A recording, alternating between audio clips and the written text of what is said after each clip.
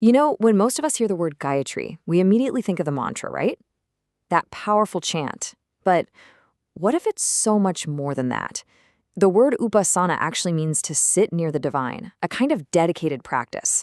So, what if Gayatri Upasana isn't just about chanting, but a whole system for tapping into a higher intelligence, and maybe even changing who we are from the inside out? All right, let's dive in and really decode what this ancient practice is all about. And the ancient texts, wow, they don't pull any punches. They call Gayatri Kamadhenu, the mythical wish-fulfilling cow. I mean, the idea is that this practice has the power to give you, well, pretty much everything.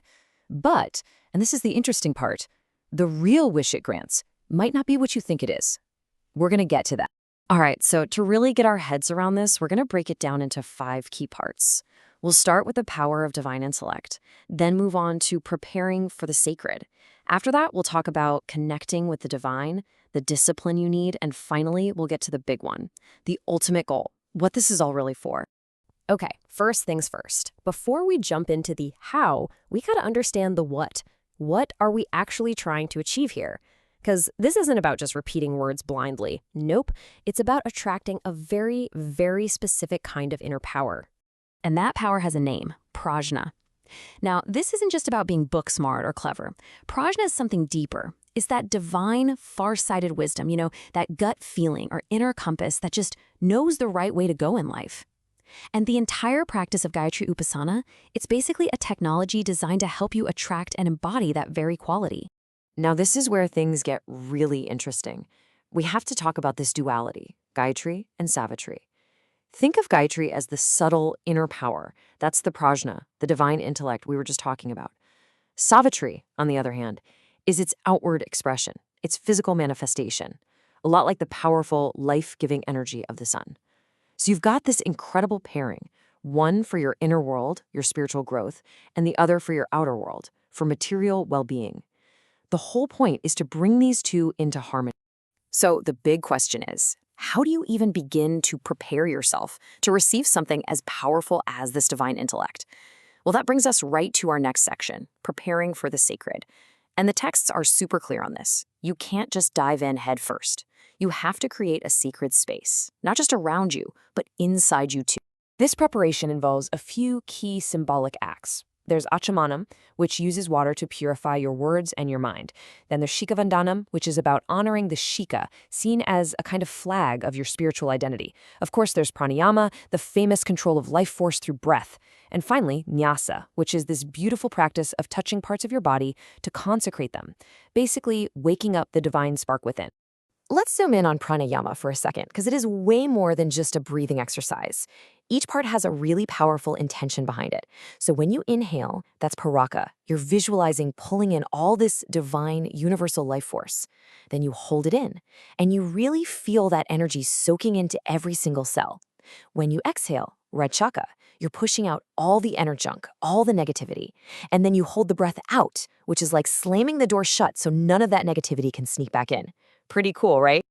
And even the objects you use are packed with meaning. Take the kalash, the sacred pot. It's not just a decoration. It's meant to be a mini representation of the entire cosmos. The water inside, that symbolizes peace, coolness. The lamp that often sits on top, that's the fire of creative energy, of purpose. So right there, you have this beautiful, symbolic balance, peace and passion, all in one place. Okay, so we've prepped our mind, our body, and our space. We're ready. Now we get to the absolute heart of the matter, how we actually connect with and invoke these divine energies. And this right here, this is maybe the single most important thing to understand. The text says, Bhavahe hi vidyate deva, which means divinity exists in the feeling. This is so key. It means it's not about just going through the motions, The real power comes from your intention, from that heartfelt feeling, from your genuine emotional connection to what you're doing. Part of this connection involves honoring these 6 divine couples, but look closer at what they actually represent. We're talking about wisdom and success, prosperity and order, art and joy. So when you're invoking them, what you're really doing is connecting with these fundamental positive forces, the very things that make up a good, meaningful life.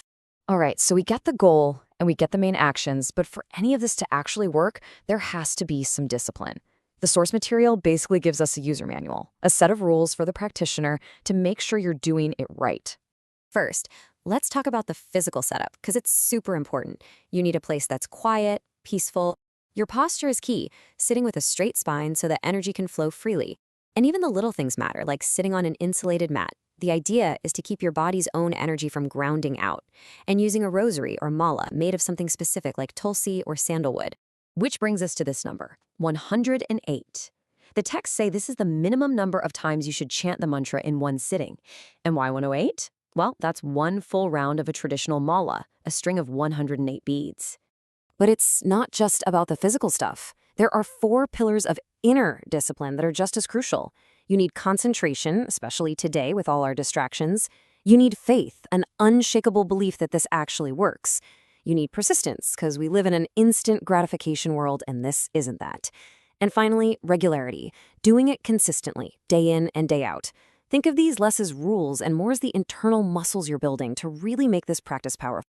And get this, the discipline doesn't just stop when you finish chanting. The practice is meant to bleed into your whole life. The texts call this ahar vihar, your lifestyle.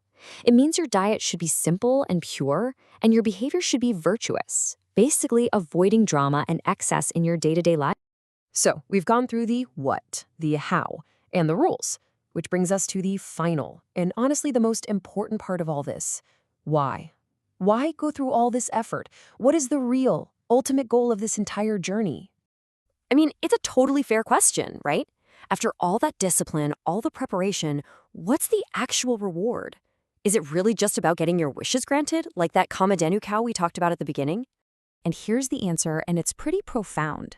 The ultimate goal is not just getting what you want. It's about developing your true humanity. The entire practice is a tool for the highest form of self-improvement. It's about becoming a better, wiser, and more compassionate person. What's amazing is how the text frames this. It talks about our modern times as having an asta simkat, a crisis of faith. And think about it. It describes this crisis as being driven by selfishness, materialism, and constant distraction, all leading to a feeling of inner emptiness. Sound familiar? Well, the path of Gayatri is presented as the direct antidote to that. It's designed to build inner strength, create real conviction, and most importantly, purify your intellect. So it all comes full circle. The whole point is to achieve that purified intellect, that prajna we talked about at the very beginning.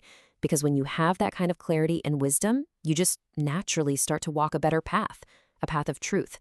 And that doesn't just help you.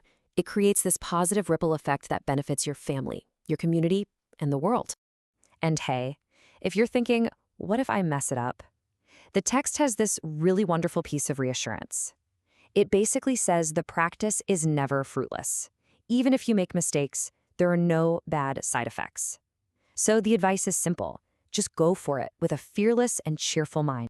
So I'll leave you with this to think about.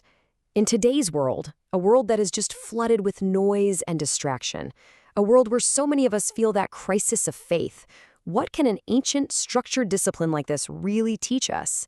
What can it show us about the power of focus, the power of real intention, and maybe, just maybe, the power of having faith in our own ability to grow?